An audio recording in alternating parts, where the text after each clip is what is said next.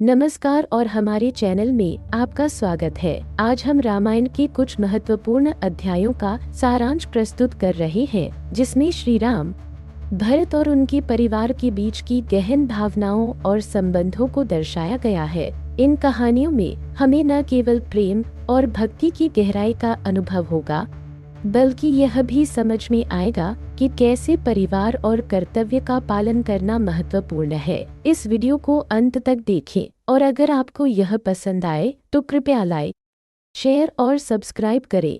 हमें कमेंट में बताएं कि आप इस वीडियो से क्या नया सीख रहे हैं।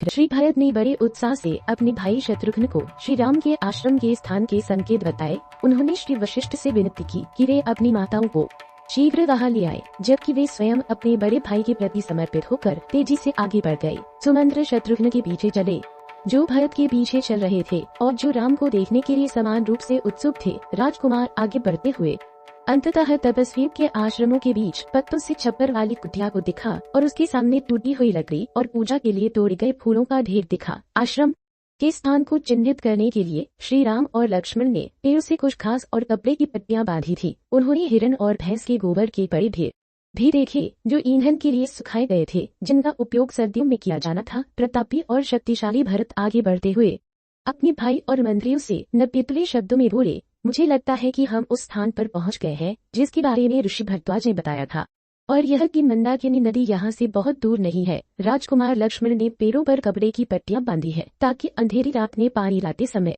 उन्हें आश्रम वापस जाने का रास्ता पता चल सके। यह जंगल में गरजने वाले महान हाथियों द्वारा तय किया गया रास्ता लगता है। मुझे तपस्वियों की यज्ञ वेदी से उठने वाला काला धुआं दिखाई दे रहा है। यहाँ मैं पुरुषों में उस सिंह श्री राम महान गुरु को महिमा में विराजमान दिखूंगा, जो एक तेजस्वी ऋषि के समान है। थोड़ा और आगे बढ़ते हुए राजकुमार भरत चित्रकूट पर मंदाकिनी नदी पर पहुंचे और अपने साथियों को संबोधित करते हुए बोले, मनुष्यों की वह मुखिया, प्राणियों में साक्षात देवता, इस एकांत वन में तपस्वी के आसन में बैठे हैं। हाय मुझ पर, मेरा जीवन और जन्म दयनीय है, जिसके कारण सभी के सबसे तेजस्वी भगवान श्री रामचंद्र इस पीड़ा में डूब गए हैं और सभी आनंद से वंचित होकर वन में निवास कर रहे हैं। इस कारण पुरुषों द्वारा तिरस्कृत मैं अब उन्हें प्रसन्न करने के लिए राम और सीता के चरणों में गिरूंगा। अभी भी विलाप करते हुए भरत ने पत्तों से छप्पर वाली कुटिया को देखा, जो शुद्ध और सुखद थी, जो साल, ताल और अन्य पेड़ों की पत्तीदार शाखाओं से ढकी हुई थी, जो कुछ घास से ढकी हुई वेदी के समान लग रही थी। यहाँ वहाँ युद्ध में उपयोग किए जाने वाले सोने से ढके हुए शक्तिशाली धनुष और ढाल लटके हुए थे,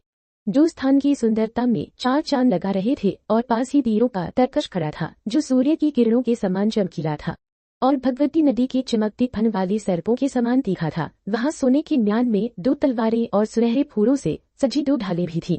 साथ ही कई मृगचर्म और सुनहरी कढ़ाई वाले दस्ताने भी थे। वह निवास एक गुफा के समान अभेद्य था और जंगली हिरणों के झुंडों द्वारा दुर्भेद्य था। भरत ने इस निवास में श्री राम को वेदी के पास बैठे हुए देखा, जो अग्नि के समान तेजस्वी थे। बहुत देर तक श्री भरत दृश्य की सुंदरता को निहारते रहे। उन्होंने राम को बैठे हुए देखा। उनकी जटाएं उनके सिर के मुकुट पर कुंडलित थीं, एक लौ के समान चमक रही थी।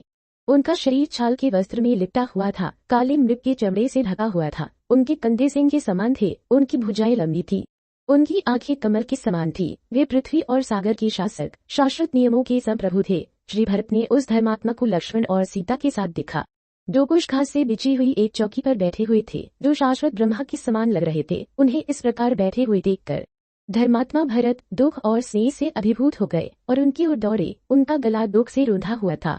वे रोते और विलाप करते हुए, हालांकि दर्द को रोकना मुश्किल था, फिर भी उन्होंने उस पर नियंत्रण पाया और बोले, अरे मेरे बड़े भाई, राजसभा में बैठने योग्य अपने मंत्रियों के प्रिय आज जंगल में जंगलों के साथ मिल रहे हैं। वे हजारों स्वर्ण मुद्राओं से सजे वस्त्रों की योग्य धर्माचरण के कर्तव्यों का पालन करने के लिए मृगचर्म धारण किए हुए बैठे हैं। श्री राम, जो पहले विभिन्न फूलों की मालाओं से सुशोभित थे, वे अपनी जटाओं का भार कैसे सह सकते हैं? वे, जिन्हें ऋषियों की सहायता से यज्ञों के प्रदर्शन से पुण्य प्राप्त करना चाहिए था, आज तपस्या के अभ्यास से अपने पुण्य कर्मों को बढ़ा रहे हैं। अब मेरे बड़े भाई का मुखमंडल, जो पहले चंदन लेप से सुशोभित था, धूल से ढका हुआ है। हाय, मेरे कारण ही श्री राम, जिन्होंने पहले हर सुख का आनंद लिया था, आज इस कष्ट को सह रहे हैं। हाय मुझ पर, जिससे सभी घृणा करते हैं। इस प्रकार विलाप करते हुए दयनीय भरत, जिनका चेहरा आंसुओं से भीगा हुआ था, राम के चरणों में दौड़कर गिरने की कोशिश की, लेकिन रास्ते में ही बेहोश होकर गिर पड़े। गहरे दुख से पीड़ित उस महान नायक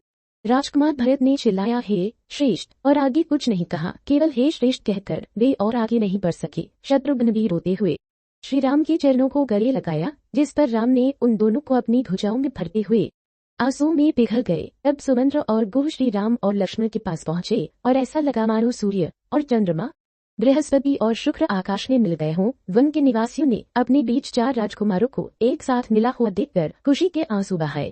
श्री रामचंद्र ने भरत को जमीन पर लेटे हुए देखा, जिन्होंने तपस्वी के वस्त्र धारण किए हुए थे। उनके केश सिर के मुकुट पर कुंडलित थे, उनकी हथेलियां विंती में जुड़ी हुई थीं। वे संसार के विघटन के समय पृथ्वी पर गिरे हुए तेजहीन सूर्य के समान लग रहे थे। अपने दुबले और कमजोर भाई के हाथ पकड़कर श्री राम ने उन्हें उठाया और उनके सिर को सूंघकर उन्हें अपनी बाहों में भर लिया और कोमलता से उनसे पूछा, हे वत्स, आपके पिता कहाँ है? क्या आप अकेले वन में आए हैं? यदि वे जीवित होते तो आप अकेले यहाँ नहीं आ सकते थे। अफसोस, मुझे दुख है कि मैं अपने भाई को मुश्किल से पहचान पा रहा हूँ, जो पतले, थके हुए और चिंताओं से भरे है। आप वन में क्यों आए हैं? हे मेरे भाई, क्या राजा सकुशल और प्रसन्न है, या शोक ने उनका अंत कर दिया है? हे प्रिय, आप अभी बच्चे हैं, मुझे बताइए, क्या उस शाश्वत राज्य में कुछ गड़बड़ है? हे सत्य के वीर, क्या आपने राजा की अच्छी सेवा की है? क्या वह मनुष्यों के स्वामी, सत्य और कर्तव्य के प्रति समर्पित, महान यज्ञ करने वाले, अच्छे स्वास्थ्य में है? क्या वह अत्यधिक विद्वान सम्राट, तपस्वी ब्राह्मणों के स्वामी, पूरी तरह से पोषित है? हे वत्स, क्या माता कौशल्या और सुमित्रा रानी, एक यशस्वी पुत्र की माता, सकुशल है? क्या वह अत्यंत पूजनीय रानी कौशल्या प्रसन्न है? हे मित्र, क्या आप मेरे उस विनम्र, अनुभवी, उच्च कुल में जन्मे उदार साथी का पर्याप्त सम्मान करते हैं, जो कार्य में कुशल है, श्री वशिष्ठ के पुत्र है? क्या राजपुरोहित, वेद में अत्यधिक निपुण, जो बुद्धिमान और परोपकारी है, आपको यज्ञ के समय के बारे में सूचित करते हैं? हे भाई, क्या आप देवताओं, पिता, माता, गुरु, अपने बड़ों, चिकित्सकों और ब्राह्मणों को पूर्ण श्रद्धा अर्पित करते हैं? हे मित्र, क्या आप सुधर्मा को उचित सम्मान और आदर देते हैं, जो शस्त्र विद्या में निपुण और मंत्र चालित हथियारों से परिचित हैं? क्या आपने उन्हें अपने सलाहकार बनाया है, जो विश्वसनीय, धैर्यवान, नैतिकता के स्वामी और लोभ से परे है? हे राजकुमार, राजाओं का सौभाग्य आध्यात्मिक नियमों में निपुण लोगों के साथ गुप्त परामर्श में है। मेरे पुत्र, क्या आपने नींद पर विजय प्राप्त की है? क्या आप समय पर जागते हैं? क्या आप देर रात में वैध धन प्राप्त करने के तरीकों पर मनन करते हैं? क्या आप महत्वपूर्ण मामलों पर अकेले विचार करते हैं और सार्वजनिक रूप से अपने मंत्रियों के साथ परामर्श करते हैं? क्या आपके निर्णय लागू होने से पहले अन्य सम्राटों को पता चल जाते हैं? जब आपने निर्धारित कर लिया है कि क्या करना चाहिए और क्या किया जाना चाहिए, तो क्या आप उसे शीघ्रता से पूरा करते हैं? क्या छोटे राजा आपके निर्धारित संकल्प को घटना के बाद जानते हैं, या आपकी से शुरू करने से पहले? क्या आप अनगिनत मूर्खों की अपेक्षा एक विद्वान पंडित की संगति और सलाह को प्राथमिकता देते हैं? विपत्ति के समय एक विद्वान व्यक्ति की निकटता का अनंत लाभ होता है। यदि कोई सम्राट 10,000 अज्ञानी व्यक्तियों से घिरा हो तो उसे उनसे कोई सहायता नहीं मिलेगी, लेकिन यदि राजा के पास एक बुद्धिमान मंत्री हो, जो विचारशील, अध्ययनशील, नैतिक कानूनों और सरकार में निपुण हो, तो उसे बहुत बड़ा लाभ मिलेगा। हे भाई, क्या आप महत्वपूर्ण कार्यों में उच्च चरित्र के पुरुषों को और महत्वहीन घटनाओं में छोटे लोगों को नियुक्त करते हैं? क्या आप ऐसे मंत्रियों को नियुक्त करते हैं जो हृदय के शुद्ध, ईमानदारी से भरे और उत्कृष्ट स्वभाव के हों, जिनके पूर्वजों ने सत्ता के पदों पर मुकुट की सेवा की है? हे रानी कैकेयी के पुत्र, क्या अहंकारी और घमंडी जब उत्तेजित होते हैं तो आपको या आपके मंत्रियों का अपमान करते हैं, जैसे एक स्त्री दूसरे की पत्नी के साथ अवैध संबंध रखने वाले को अनदेखा करती है, या पुजारी उस व्यक्ति की निंदा करते हैं जिसने यज्ञ करते समय पाप किया है? वैसे ही एक राजा का तिरस्कार किया जाता है जो कठोर कर लगाता है। वह सम्राट जो उस व्यक्ति को मृत्युदंड नहीं देता जिसने लालच और महत्वाकांक्षा से भ्रमित होकर दूसरों पर आरोप लगाया है, जो गुणी है और यहाँ तक कि राजा के जीवन को भी धमकी दी है, वह स्वयं नष्ट हो जाता है। हे भाई, क्या आप ऐसे व्यक्तियों से घिरे हैं? क्या आपने एक ऐसा सेनापति नियुक्त किया है जो सक्रिय, अपने शत्रुओं पर विजयी, शस्त्रों में कुशल, विपत्ति में धैर्यवान, आपका समर्पित और अनुभवी है? क्या आपने उन पुरुषों को उचित पुरस्कारों से सम्मानित किया है जो बहादुर, प्रतिष्ठित, सैन्य विज्ञान में उत्कृष्ट, साधन संपन्न और जिनकी क्षमताओं का परीक्षण किया गया है? क्या आप नियत समय पर पारिश्रमिक और प्रावधानों को उचित तरीके से वितरित करते हैं? जो सेवक उचित समय पर भुगतान नहीं किए जाते हैं वे क्रोधित हो जाते हैं और अपने स्वामी की अवहेलना करते हैं। असंतुष्ट सेवक खतरे का स्रोत होते हैं। क्या सामंत, योद्धा और सरदार आपके प्रति समर्पित हैं? आवश्यकता पड़ने पर क्या वे आपके लिए अपना जीवन बलिदान करने को तैयार है? क्या आपने अपने दूतों के रूप में ऐसे लोगों को नियुक्त किया है जो आपके राज्य के नागरिक हैं, जो दूसरों के इरादों को जान सकते हैं, जो अच्छे निर्णय वाले, वाक्पटु और बहस में अपने विरोधियों को पराजित करने में सक्षम है। क्या आप 3 जासूसों को नियुक्त करते हैं, जिनमें से प्रत्येक एक दूसरे से अनजान हो, अपने मंत्रियों, पुजारियों और युवराज को छोड़कर 15 के रहस्यों को जानने के लिए? क्या आप उन शत्रुओं पर नजर रखते हैं जिन्हें आपने अपने राज्य से भगा दिया है और फिर भी वे लौट आए हैं? क्या आप उन्हें हानि रहित मानते हैं? क्या आप नास्तिक विचारों वाले ब्राह्मणों से घिरे हैं? ऐसे व्यक्ति स्वयं को बुद्धिमान मानते हैं, लेकिन वास्तव में मूर्ख होते हैं। फिर भी वे दूसरों को पुण्य के मार्ग से विचलित कर सकते हैं, क्योंकि वे आत्माओं को निचले लोकों में भेजने में कुशल होते हैं। वे पुरुषों के कर्तव्यों पर अधिकृत ग्रंथों का अध्ययन नहीं करते, बल्कि वेद के विरुद्ध तर्कों में लिप्त रहते हैं और अनुपयोगी ज्ञान में प्रसिद्ध होकर लगातार अयोग्य मामलों पर चर्चा करते हैं। हे मित्र, क्या आप सावधानी पूर्वक अयोध्या की राजधानी की रक्षा करते हैं, जो हमारे पूर्वजों और महान पुरुषों का निवास स्थान है, जिसे उचित रूप से अजेय कहा जाता है, जिसमें मजबूत द्वार है और जो हाथियों, घोड़ों और रथों से भरी हुई है, जहां आध्यात्मिक कर्तव्यों में लगे ब्राह्मण, योद्धा और व्यापारी और श्रेष्ठ पुरुष रहते हैं, जिन्होंने अपने इंद्रियों को वश में कर लिया है और विभिन्न उद्यमों में लगे हुए हैं। वह प्रगतिशील शहर जो कई रूपों के मंदिरों से परिपूर्ण है, जहां विद्वान पुरुष अक्सर आते हैं। हे भाई, हमारी एक ऐसी राजधानी है जो कई महान यज्ञों का स्थल रही है, जिसमें अनगिनत मंदिर और झीलें हैं, जहां हंसमुख पुरुष और महिलाएं अक्सर आते हैं, जहां उत्सव सभाएं आयोजित की जाती है, जहां पृथ्वी का कोई भी हिस्सा बिना खेती की नहीं है, जहां हाथी, घोड़े और मवेशी बड़ी संख्या में रहते हैं, जहां कोई भी खतरे में नहीं रहता है और जिसे कृत्रिम साधनों से सिंचित किया जाता है, ताकि लोगों को केवल बारिश पर निर्भर न रहना पड़े, जो रमणीय है, और जहां शेर जैसे खतरनाक जानवर नहीं पाए जाते हैं, जो दुष्ट पुरुषों से मुक्त है, जो प्रतिदिन बेहतर होता है और जो हमारे पूर्वजों की आत्माओं द्वारा संरक्षित है। मुझे बताइए, क्या वह शहर समृद्ध है? हे भाई, क्या आप किसानों और उन लोगों से संतुष्ट हैं जो अपने मवेशियों को पालकर जीवन यापन करते हैं? क्या आप उन्हें जो चाहिए वह प्रदान करते हैं और उन्हें नुकसान से बचाते हैं? क्या आप हमेशा उनकी रक्षा करते हैं और उन्हें भरण पोषण प्रदान करते हैं?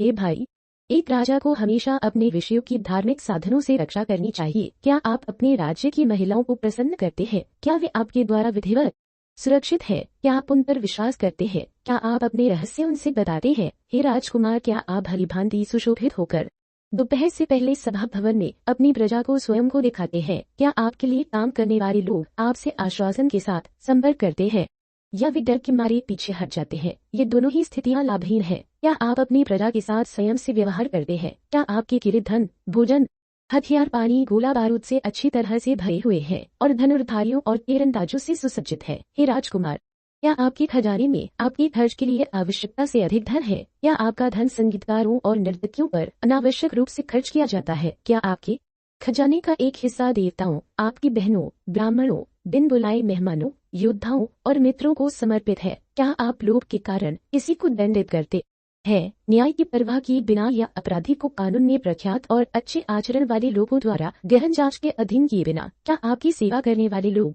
न्याय पुरुष है, झूठ और चोरी से निर्दोष है और उनकी बदनामी नहीं है? हे कुलीन व्यक्ति, क्या चोरी के आरोप में पकड़े गए लोग जो रंगे हाथों पकड़े गए हैं और उचित जांच से उनका अपराध सिद्ध हो गया है, अधिकारियों को रिश्वत देकर रिहाई प्राप्त कर पाते हैं? एक धनी और एक गरीब व्यक्ति के बीच विवाद में क्या आपके अनुभवी न्यायाधीश लाभ की इच्छा से प्रभावित हुए बिना न्याय करते हैं? हे रघुकुल के राजकुमार, जो राजा आराम से रहता है और न्याय के प्रति उदासीन होता है, उसके द्वारा अन्यायपूर्वक निंदित किए गए लोगों के आंसू उसके बच्चों और उसकी पशुधन को नष्ट कर देते हैं। हे राजकुमार, क्या आप वृद्धों, बच्चों और चिकित्सकों को उनकी आवश्यकताओं को पूरा करके, उनसे स्नेहपूर्ण व्यवहार करके और उन्हें बुद्धिमान प्रशासन की लाभ प्रदान करके संतुष्ट करते हैं? क्या आप अपने गुरु या वृद्धों, तपस्वियों, अजनबियों, पवित्र वस्तुओं और विद्वान तथा प्रबुद्ध ब्राह्मणों से मिलने पर उन्हें प्रणाम करते हैं? क्या आप अपने कर्तव्य के पालन के लिए आरक्षित समय का उपयोग धन प्राप्त करने के लिए करते हैं, या आप आराम और भोग विलास के प्रति पक्षपात के कारण अपने कर्तव्य को पूरा करने और धन प्राप्त करने का अवसर बर्बाद करते हैं? हे विजेताओं के प्रमुख, हे समय के महत्व को जानने वाले, क्या आप अपने घंटों को अपने कर्तव्य के पालन, धन के अधिग्रहण और वैध मनोरंजन के बीच विभाजित करते हैं? हे बुद्धिमान, क्या विद्वान पंडित और नागरिक प्रतिदिन आपके कल्याण के लिए प्रार्थना करते हैं? हे भरत, क्या आप उन 14 दोषों का त्याग करते हैं जिनसे एक सम्राट को बचना चाहिए? नास्तिकता, कपट, क्रोध, असावधानी, टाल मटोल, बुद्धिमानों की उपेक्षा, आलस्य, इंद्रियों का बाहरी वस्तुओं के प्रति समर्पण, सलाह की अवहेलना, बुराई की वकालत करने वालों से परामर्श करना, जो संकल्प लिया गया है उसे पालना, प्राप्त सलाह को छिपाना, धार्मिक आचरण का त्याग करना, निम्न और उच्च जन्म वालों को समान रूप से सम्मान देना और अन्य भूमियों पर क्रूर विजय ही राजन।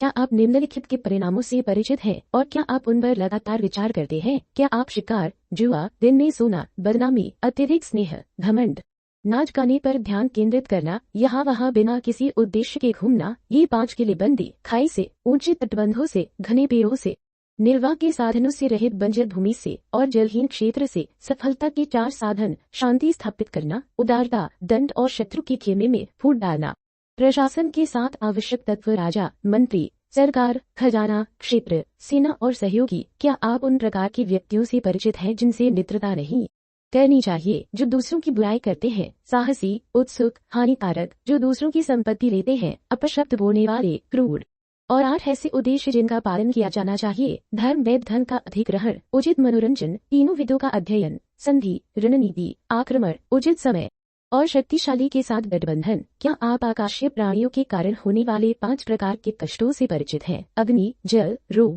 अकाल और महामारी से। क्या आपने अधिकारियों, चोरों, शत्रुओं और राजा के प्रियजनों के कारण होने वाली दुर्भाग्यपूर्ण घटनाओं पर ध्यानपूर्वक विचार किया है? क्या आप यह विचार करते हैं कि एक बच्चे, एक बूढ़े व्यक्ति, एक लंबे समय से पीड़ित व्यक्ति, एक बहिष्कृत व्यक्ति, एक कायर, एक आतंकवादी, एक लालची व्यक्ति, या जो लोभ को उत्तेजित करता है, एक ऐसा व्यक्ति जिसे दूसरे तिरस्कार करते हैं, एक विलासी व्यक्ति, एक ऐसा व्यक्ति जो सभी से सलाह लेता है, एक ऐसा व्यक्ति जो ब्राह्मणों की बुराई करता है, एक ऐसा व्यक्ति जो सब कुछ भाग्य पर छोड़ देता है, या जो अकाल से पीड़ित है, या जो बिना किसी उद्देश्य के देश भटकता रहता है, जिसके कई विरोधी है, जो उचित समय पर कार्य नहीं करता है, जो सत्य के प्रति समर्पित नहीं है, जो विदेशी प्रभुत्व में रहता है और जो आक्रामक है, उनके साथ घनिष्ठता उचित नहीं है। क्या आपने निम्नलिखित पर उचित विचार किया है और उन्हें अपने अनुरूप पाया है? आपकी प्रजा, महिलाएं, राज्य जिन्होंने अपनी संपत्ति खो दी है, आपका शत्रु, आपका मित्र, आपके शत्रु के प्रति शत्रुतापूर्ण लोग। हे बुद्धिमान, क्या आप यात्रा के लिए आवश्यक तैयारियों, दंड के तरीकों, संधियों के मसौदे तैयार करने और किस पर भरोसा करना है या नहीं करना है से परिचित हैं? हे राजकुमार, क्या आप अपने सलाहकारों के साथ सामूहिक रूप से या अलग अलग परामर्श करते हैं और क्या आप प्रत्येक साक्षात्कार को निजी मानते हैं? क्या आप अपने वेद अध्ययन को दान के साथ समाप्त करते हैं? क्या आप अपने धन का उपयोग दान और उचित मनोरंजन के वितरण में करते हैं? क्या आपके विवाह संतानोत्पत्ति में सफल होते हैं? क्या आप शास्त्रों से जो सीखा है उसका अभ्यास करते हैं? क्या आप परोपकार, कर्तव्य और पूजा के कार्यों को अनुमोदित करते हैं और उन्हें प्रसिद्धि और दीर्घायु का उत्पादक मानते हैं? हे राजकुमार, क्या आप अपने पूर्ववर्तियों के मार्ग का अनुसरण करते हैं, जो सुख को बढ़ावा देता है और जिसकी सभी प्रशंसा करते हैं? हे भरत, क्या आप स्वादिष्ट व्यंजन अकेले खाते हैं? क्या आप अपने साथियों के बीच होने पर उन्हें पहले रसीला भोजन प्रस्तुत करते हैं और फिर स्वयं खाते हैं? जानो, हे भाई, वह राजा जो कानून से परिचित है और यह भी जानता है कि न्याय कैसे करना है और धार्मिक साधनों से शासन करता है, पृथ्वी का स्वामी बन जाता है और अपनी मृत्यु पर स्वर्ग में प्रवेश करता है। इस वीडियो में हमने रामायण के अध्यायों से कई महत्वपूर्ण सीखें ली है। भरत का अपने भाई श्री राम के प्रति प्रेम और समर्पण और राम का अपने परिवार के प्रति चिंता दर्शाता है कि कैसे रिश्ते और कर्तव्य एक व्यक्ति के जीवन में महत्वपूर्ण होते हैं। हमें यह भी समझ में आया कि एक राजा को अपने राज्य और प्रजा की भलाई के लिए क्या करना चाहिए। ये कहानियाँ हमें प्रेरित करती हैं कि हम अपने कर्तव्यों का पालन करें और अपने प्रियजनों के प्रति सच्चे रहें। अगर आपको यह वीडियो पसंद आया हो तो कृपया इसे लाइक करें, अपने दोस्तों के साथ शेयर करें और हमारे चैनल को सब्सक्राइब करें। हमें कमेंट में बताएं कि आप इस वीडियो से क्या नया सीख रहे हैं।